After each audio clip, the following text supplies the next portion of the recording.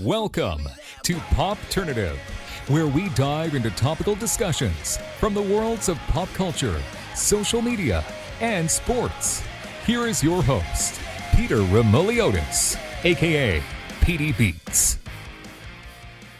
PD Beats here from Popternative, speaking to Solomon Hughes about Winning Time: The Rise of the Lakers Dynasty, which is on HBO and HBO Max. Thank you so much for your time. Welcome to the show. Thank you for having me.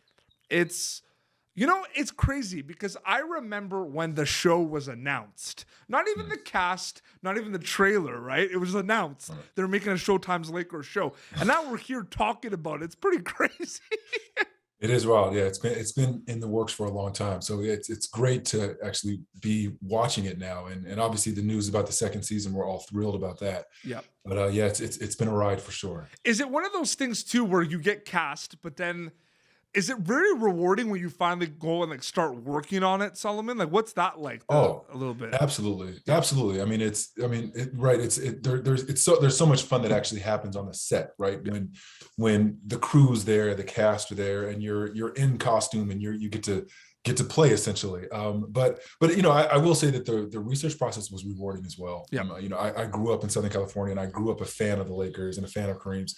And so kind of diving back into the Laker Nation and just the history of the organization, the history of my character, that was fun as well. Absolutely. I feel like, the stakes for this are massive all around. This is one of the greatest sports teams of all time, in an era where it was just all them. You know what I mean? That's all you heard about.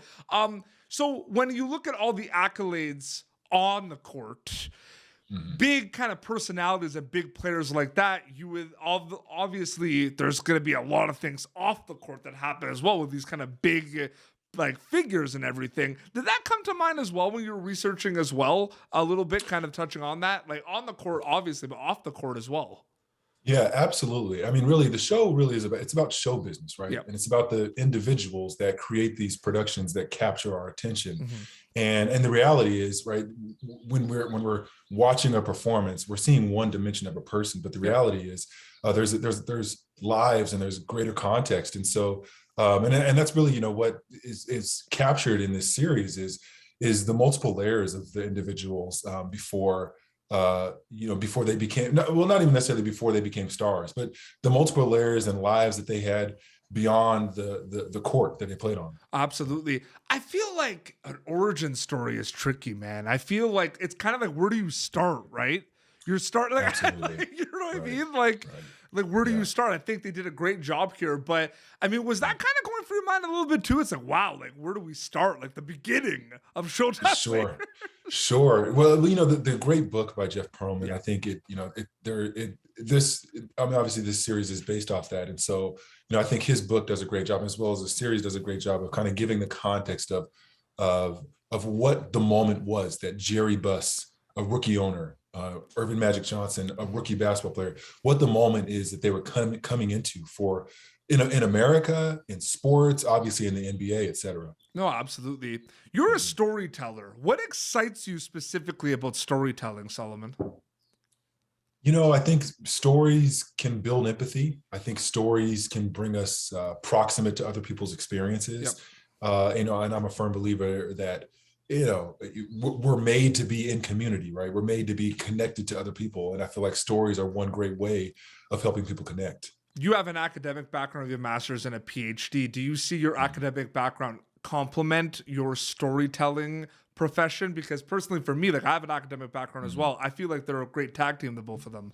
Sure. I do think so. A really good friend of mine, Anthony Antonio, who's a professor at Stanford, we were just having coffee the other day, and he was talking about, for so long, there was this, I think people kind of were skeptical about people engaging in research that they had a personal connection to. Yeah. But, and he makes this great point that I think that we're more invested if we have a connection, a personal connection to the things that we're looking at.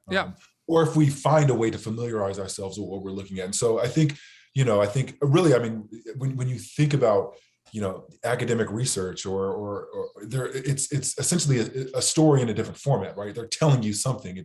There's a narrative, and you're essentially you're following a trajectory to learn something, right? And so I think, in different forms. But I will say, one of the things that I most enjoy about working in education is I think essentially I don't know. I don't want to say that there's kind of been a resurgence on understanding the importance and the power of storytelling. Yeah. But I do feel like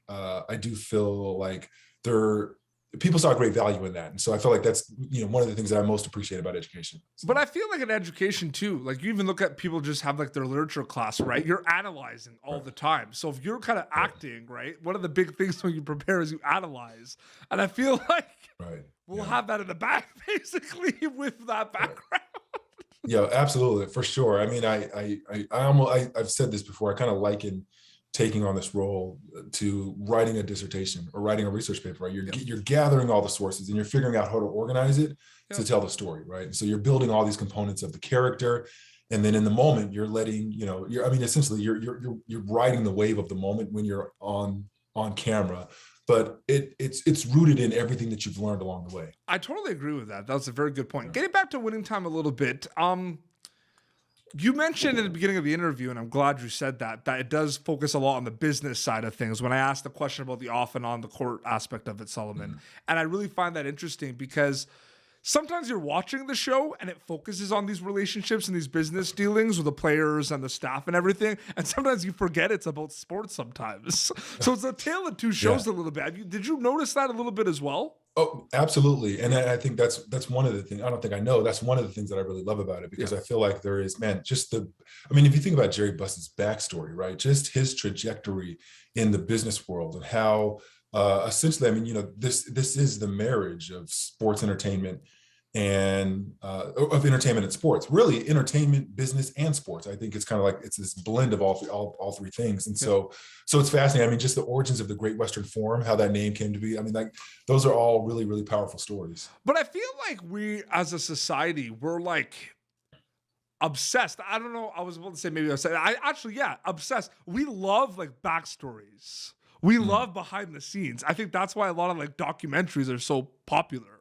Because you're learning a lot about things. So that I think was something, but then again though, getting back to what I said in the beginning, based on the book, like you said, but what do you keep in? What do you keep out? There's so much. Right. And I think you're potentially doing a good job when you essentially you spark an interest and then people go and do more research, right? If like to your point, you only get 60 minutes and really we only get 10 hours total in this series to tell the story. But the great thing is it's based on a book. You can go read that book. And then from that, you can go read more. Just reading about Spencer Haywood, reading about Jerry West, reading about Kareem Abdul-Jabbar, it was fascinating to hear all, again, Magic Johnson's book, et cetera, all of these different stories and how they kind of converged on this one place. And so,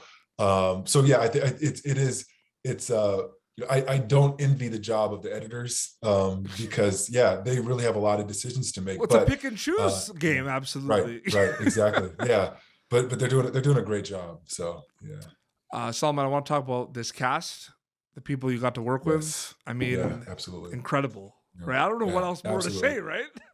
Man, I could not be more grateful for the colleagues the family really that I came into over the last year. Mm-hmm. Just incredibly generous, incredibly talented. I really, you talk about a culture, the importance of a culture of belonging. It was, I think as a newcomer, I can definitely say that people went out of their way to make sure that I felt like I belonged. Yeah. And I feel like that just made me more comfortable. But right, everywhere you turn, you're just, you're just sitting next to Sally Field in the makeup trailer talking about kids, and then you're on set with Tracy Letts or Jason Segel or Rob Morgan. And so, really, it was an embarrassment of riches is what I'll say. And it's like, they announced it was going to be an ensemble cast, and then it was like officially, again, I started the interview, like I remember it was announced, right? Ensemble cast. And then you find out like how many people are cast for this. Yeah, right. And this is like ensemble cast is an understatement. Yeah, There's a lot of characters. Yeah, right. And and the thing is with the second season and hopefully future seasons, there's so many other characters that are coming in, right? And so yeah, it's been a lot of fun. That said, it might be an interesting mindset too, right? Where people are still watching season 1 and it's announced that you're making more, right? Right. The age of social media, everyone has questions and everything. You haven't even went and shot season 2 yet. Right. It just got announced. It's is that you have to be even keel a little bit, right? You're just kind of focusing. Absolutely. What's that like for you? Right.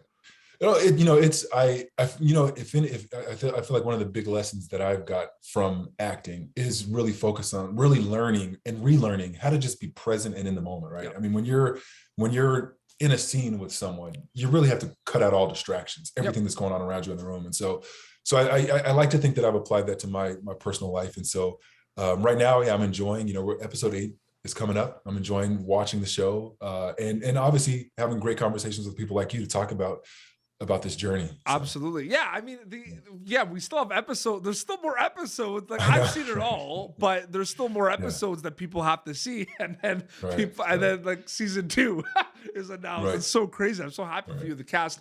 Last question before we wrap up here. Winning Time on HBO and HBO Max. When people get a chance to watch it, Solomon, what are you hoping they get out of it takeaway wise? I hope that they, of the many things I hope they get, I hope first and foremost, I think it's very easy to make assumptions about people based on one facet that we've seen, right? Yep. And so you're talking about these NBA players, right? And you see them on TV, you see them doing these extraordinary things, and you aren't able to kind of capture the complexity of their full lives. And like we talked about, the context that brought them to this place in the first place. And so I think, I hope it, I feel like it's, there's the old problematic idea of basketball players should just shut up and dribble, right? I mean, I can't remember who the news person who made that comment about LeBron James, but I hope that people walk away understanding that these were people that played a sport, right? People with full lives. And so, and maybe that essentially helps us, maybe that helps viewers just apply that in their day-to-day life, not to make assumptions about,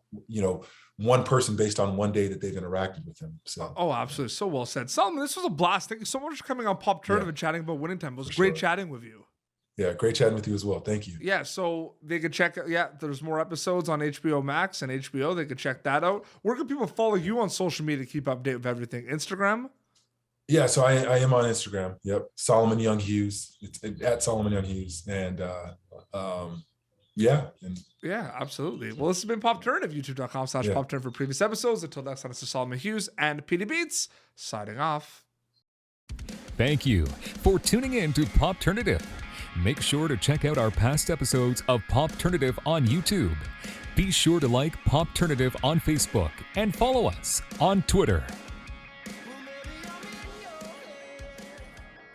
This has been an Autograph Communications production.